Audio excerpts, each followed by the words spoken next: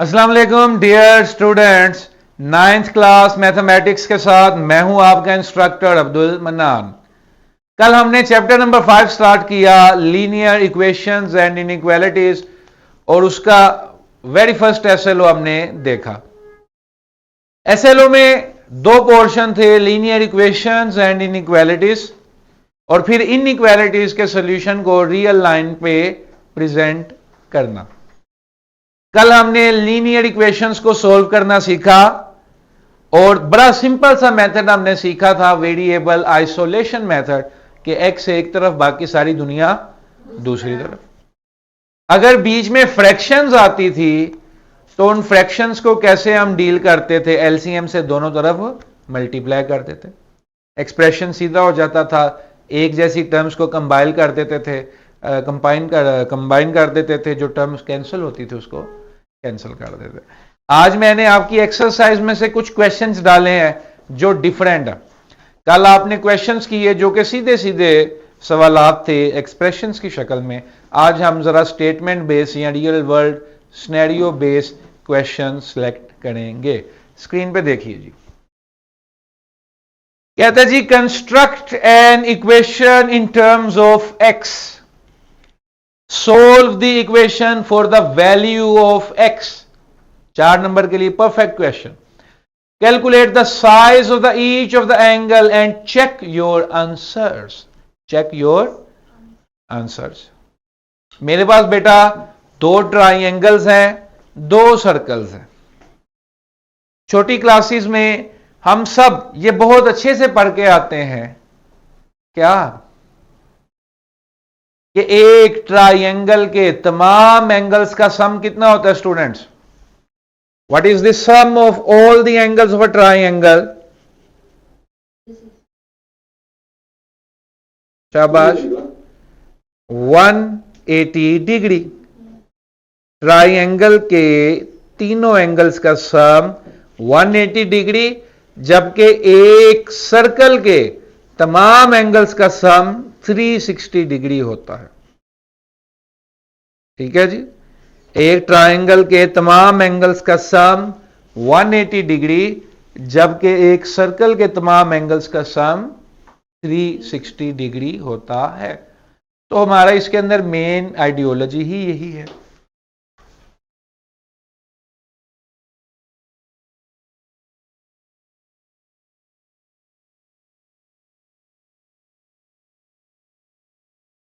ये मैं डी वाला क्वेश्चन सोल्व करने लगा हूं स्टूडेंट्स।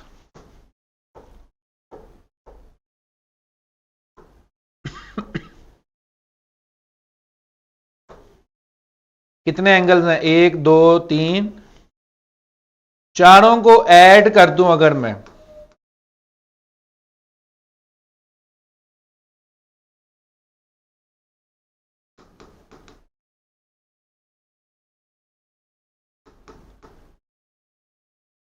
तो कितना आना चाहिए था? 360 डिग्री। मैंने भी खुद ही डिग्री नहीं लिखा, तो इक्वेशन तो मैंने बना ली। इक्वेशन जो है वो मैंने बना ली। अब इसको सॉल्व करते हैं, एक्स फाइंड करते हैं, एक्स फाइंड करने के बाद एंगल्स फाइंड करते हैं। तो 2x plus x plus 3x plus 6x 40 plus 10 plus 5 plus 5 is equal to 360। ये हो गया जी 9 1 10 12x, ये हो गया 60 is equal to 360।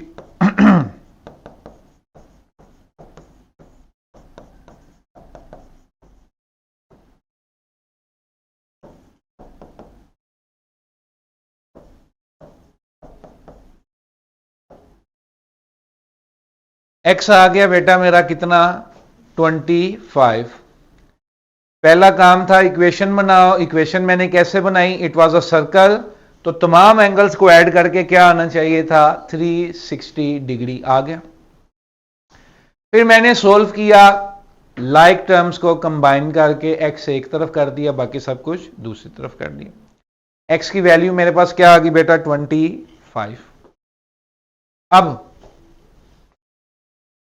Angles find करने हैं। क्या फाइंड करने हैं? मैं एक दो आपके सामने कर देता हूं, बाकी आप खुद कीजिएगा। फॉर एग्जाम्पल एक एंगल है 6x प्लस 5 डिग्री। x कितना आया था 25, x की जगह पे मैंने रखा 25। 6 इंटू 25 150 प्लस 5, तो एक एंगल कितना हो गया बेटा 155 डिग्री। इसी तरह एक एंगल है 2x plus 40, 2x plus 40 degree. x की जगह बेटा क्या आ गया 25, ये आ गया 90 डिग्री। क्या आ गया जी? बाकी दो एंगल्स आपने निकालने हैं, और जब इन चारों को जमा करो तो फिर कितना आना चाहिए 360 डिग्री। ये आपने करना है जी। ओके, गॉट इट, कर लेंगे, आगे चलेंगे। जरा अलर्ट होके बैठे तमाम स्टूडेंट्स, ऑनलाइन वाले भी और फिजिकल भी, इधर टेके छोड़ के।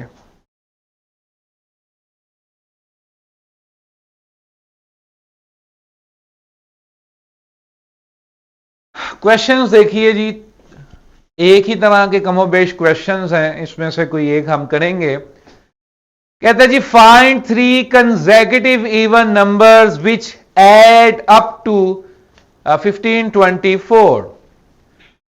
हिंट में बना देता हूं।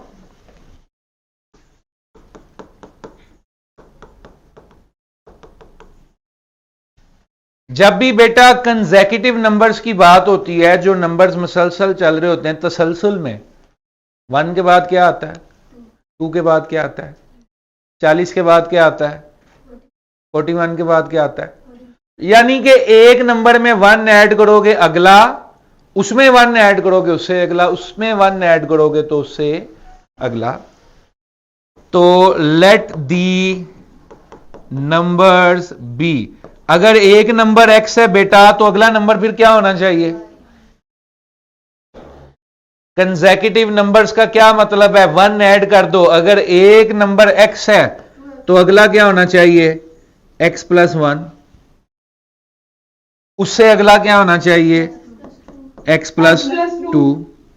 इसमें इतना सोचने वाली क्या बात थी, क्लियर है।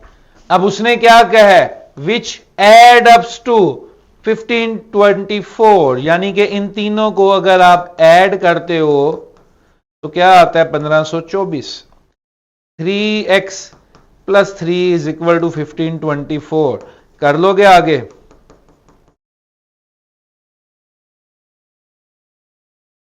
ठीक है जी,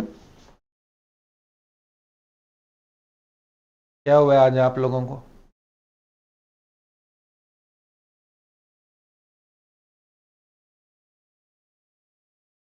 फिर हिलाने की जरूरत है लगता है।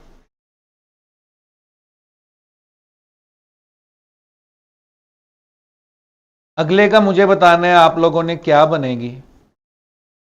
आप लोगों ने मुझे बताना है, क्वेश्चन पढ़ लो क्या इक्वेशन बनेगी। शाबाश। When a number is doubled and then added to 13, the result is 38। एक नंबर है, उसको डबल किया, 13 में ऐड कर दिया तो 38 बन गया। वो नंबर क्या है?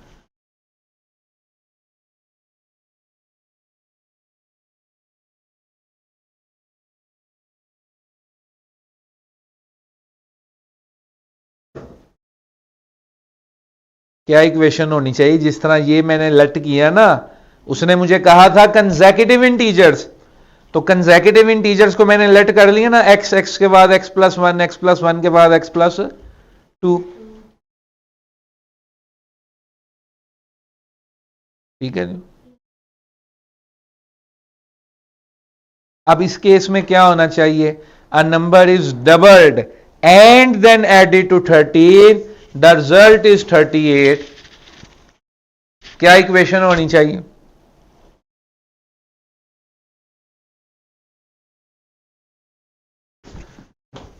एक नंबर मैंने लेट कर लिया, let the number be x. अब वो कहते हैं इसको क्या कर दिया, डबल। डबल का मतलब था एक्स था, तो एक्स का डबल क्या हो गया 2x। x का डबल क्या हो गया, कहता है देन एड इट टू 13, फिर इसमें 13 ऐड कर दिया, नंबर था उसको डबल किया, x को डबल किया, क्या हो गया बेटा 2x, फिर उसमें उसने कहा देन एड इट टू 13, फिर इसमें 13 ऐड कर दिया, द रिजल्ट इज 38, जब 13 ऐड कर दे तो फिर ये किसके इक्वल आ जाता, इसमें कुछ मुश्किल था, ये इक्वेशन बन गई। अब इस इक्वेशन को सॉल्व कर सकते हैं हम कि नहीं कर सकते, कर सकते हैं ना। इसी तरह मुझे तीसरे सवाल की इक्वेशन बना के दिखाएं, जो चौथा सवाल यहां पे लिखा है, when 7 is subtracted from 3 times a certain number, when 7 is subtracted from 3 times a certain number, the result is 2, what is the number, 3 times a certain number है, उसमें से 7 माइनस कर दो तो 2 आ जाता है। इक्वेशन बनाएं, शाबाश, ये ऑनलाइन स्टूडेंट्स भी पार्टिसिपेट करें।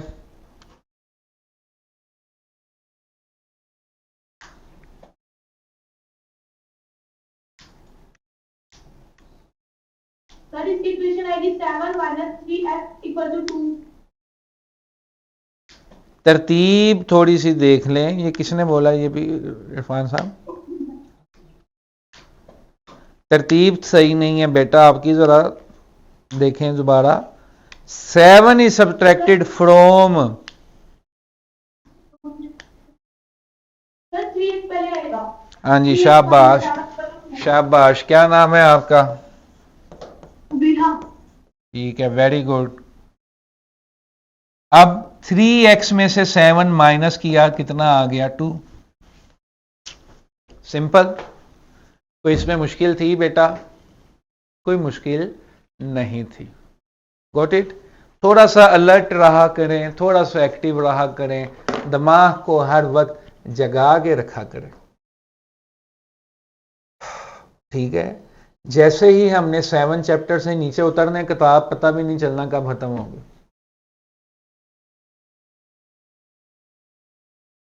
मेरी बात समझ रहे हैं सब, लेकिन आप साथ साथ अगर प्रैक्टिस ही नहीं करेंगे तो चीजें जमा होती जाएंगी। ये आपका ही काम है, आज भी आपने करना है, कल भी आपने करना है। क्लास में तो हम हर चीज को यस सर कह के गुजार देंगे, लेकिन प्रैक्टिस करेंगे, बार बार करेंगे, फिर हमें कुछ टेक्निक आएगी, कुछ स्ट्रेटेजी डेवलप होगी ना। हम इतने आराम से बैठे हैं इजी होके, कोई टेंशन ही नहीं है। हम थोड़ी सी काम की टेंशन लेनी पड़ती है ना, उसको सीखने के लिए थोड़ा सा संजीदा होना पड़ता है। चलें जी, ये बेसिक क्वेश्चंस थे जिनमें छोटी छोटी इक्वेशंस बननी थी। अब मैंने जो क्वेश्चंस ऐड किए हैं वो इससे थोड़े से एडवांस हैं, उसमें भी हमने इक्वेशन बनानी है। सारा कमाल इक्वेशन बनाने पे है, एक दफा इक्वेशन बन जाए तो पीछे फिर कुछ नहीं रह जाता, ठीक है जी। ये देखें जरा इस क्वेश्चन को, स्क्रीन प्लीज। एक रेक्टेंगुलर पेंटिंग आपके साथ उसने शेयर की हुई है,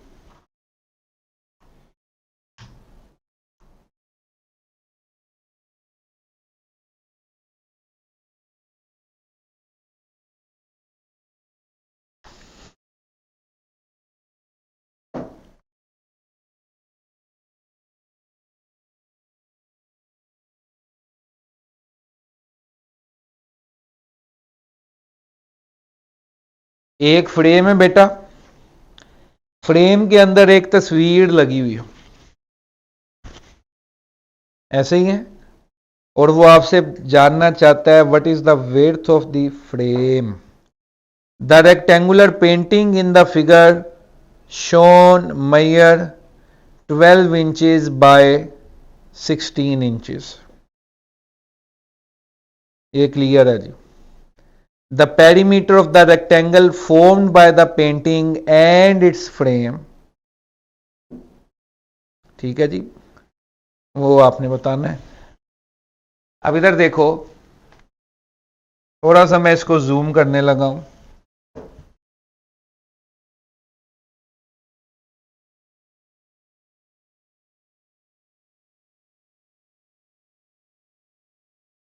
बीच वाली पेंटिंग की डिमेंशंस तो बड़ी क्लियर है।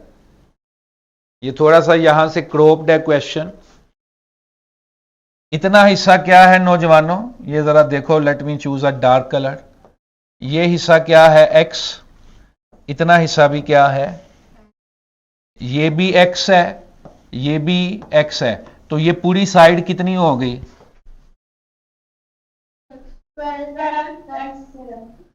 एक्स स्क्वेयर कहां से आ गया नौजवानों, प्लस कर रहे हो कि मल्टीप्लाई कर रहे हो, एक्स प्लस 12 प्लस एक्स, ये साइड होगी 2x प्लस 12। ये सारी साइड जो है बेटा ये 2x प्लस 12 है, ये याद रखना। अच्छा अब ये देखो, इतनी विड्थ जो है ये क्या है, x, तो इतनी विड्थ भी क्या है, x, और ये 16x 16x कितना हो गया, 2x plus 16. अब जो फ्रेम मैंने लकड़ी का बनाया है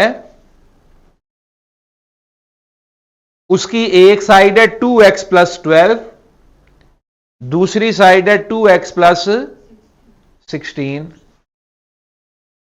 ठीक है जी।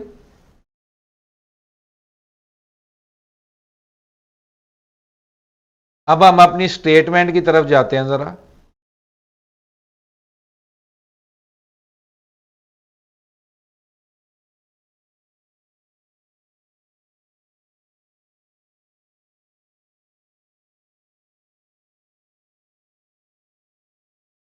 हाँ जी, the perimeter of the rectangle formed by the painting and its frame is 72 inches. Total perimeter कितना है जी, 72 है। अब पेरीमीटर निकालते किस तरह है ये तो आपने बताना है मुझे। पेरीमीटर निकालते किस तरह से थे ये आपने मुझे बताना है। पेरीमीटर होता क्या है, शाबाश, पहले तो ये मुझे बताइए। Sum of all sides is equal to perimeter. एक साइड 2x प्लस 12, दूसरी साइड भी एक इधर से एक इधर से,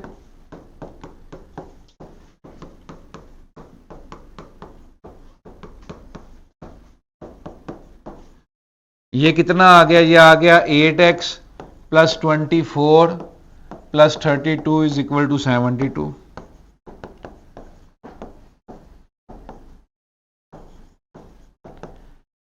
सेवेंटी टू में से 32 निकाले 40, 40 में से 24 निकाले 16, तो x कितना आ गया 2। अब इधर मैं फ्रेम वापस लाने लगा हूं, मिल जाए बस। अब ये फ्रेम को देखो तो इतना हिस्सा क्या है बेटा इसका,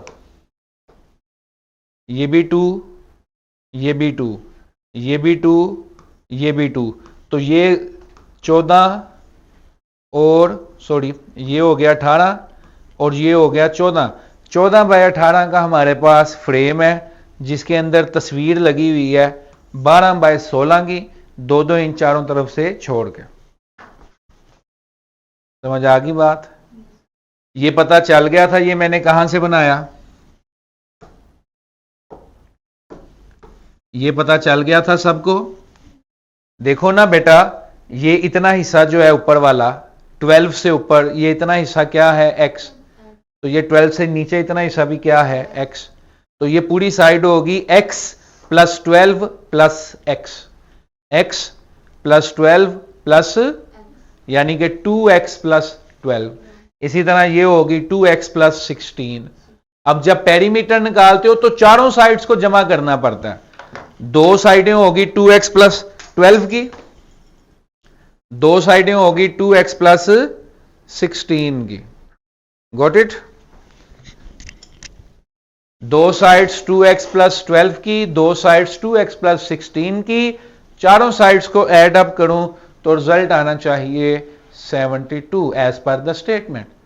और इसमें x मेरे पास आ गया 2 इंचेस। Got it? आगे चलें जी।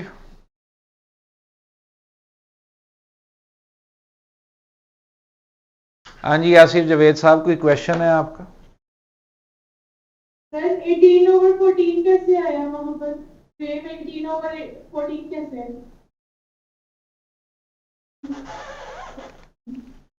इधर 18/14 लिखा हुआ है, ये 14 और 18 लिखा हुआ है।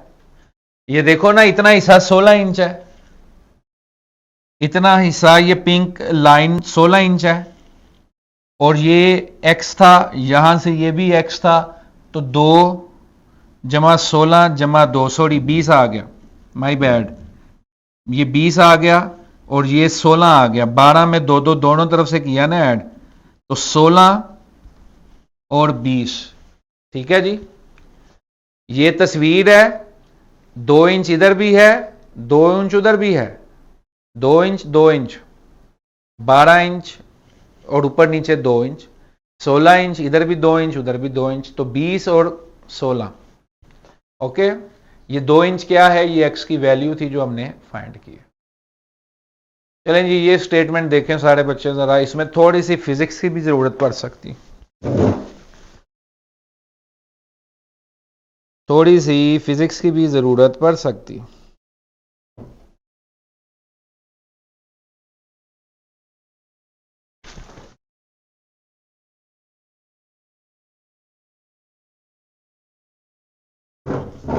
कहते जी Ahmed took 5 hours to travel 250 kilometre from Lahore to Islamabad.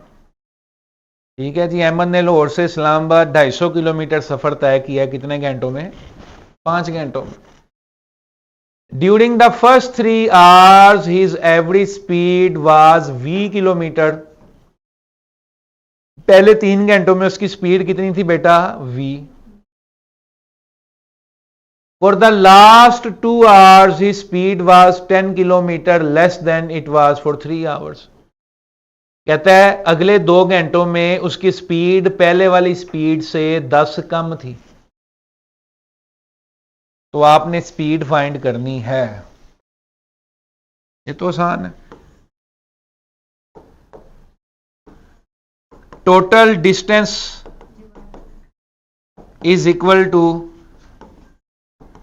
Distance in 3 hours plus distance covered in 2 hours। Total कितना डिस्टेंस है बेटा? 250 किलोमीटर।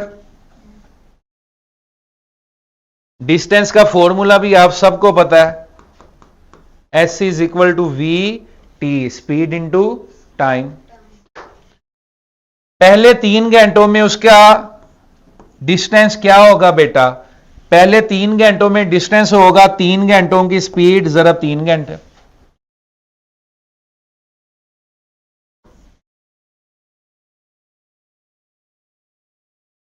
अगले 2 घंटों में उसने क्या कहा? अगले 2 घंटों में डिस्टेंस होगा 2 घंटे मल्टीप्लाई बाय स्पीड। अब उसने कहा अगले 2 घंटे में जो स्पीड थी वो पहले वाली स्पीड से 10 कम थी, तो मैंने v माइनस 10 कर दिया। पहले स्पीड थी v, अब उसमें से 10 कम कर दिया तो क्या होगी? v minus 10। कोई मुश्किल थी? 3 घंटों का डिस्टेंस, 3 घंटों का टाइम, 3 घंटे मल्टीप्लाई बाय स्पीड। 2 घंटे का डिस्टेंस, 2 घंटे मल्टीप्लाई बाय स्पीड। स्पीड उसने कहा था कि जितनी पहले है आखिरी 2 घंटों में उससे 10 कम होगी, तो पहले v थी अब 10 कम होगी।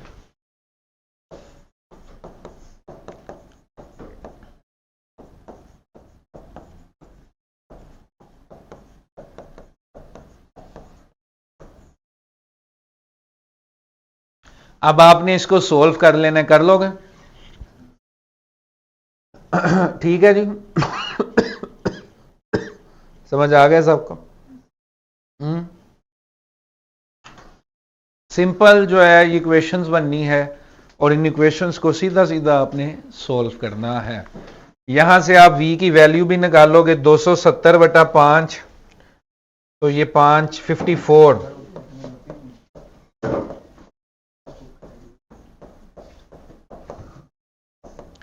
54 kilometre per hour. Got it? लो भाई, ये भी आप मुझे इसकी इक्वेशन बना दो जरा जल्दी से। स्टेटमेंट देखो, my nephew is 31 years younger than me. मेरा भांजा मेरे से 31 साल छोटा है। In 1 years times my nephew age will be 1/4 of my current age. How old am I now?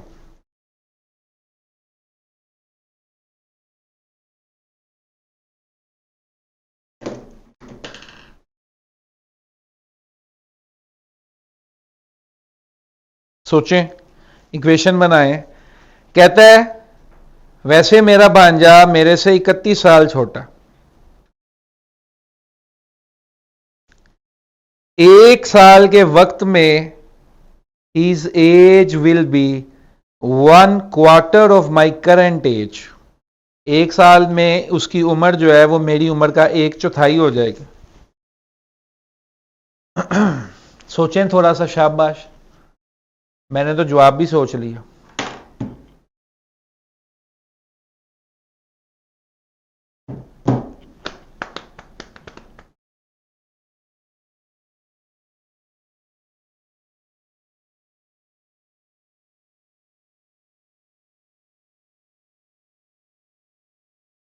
हाँ जी, ऑनलाइन स्टूडेंट्स भी पार्टिसिपेट करें।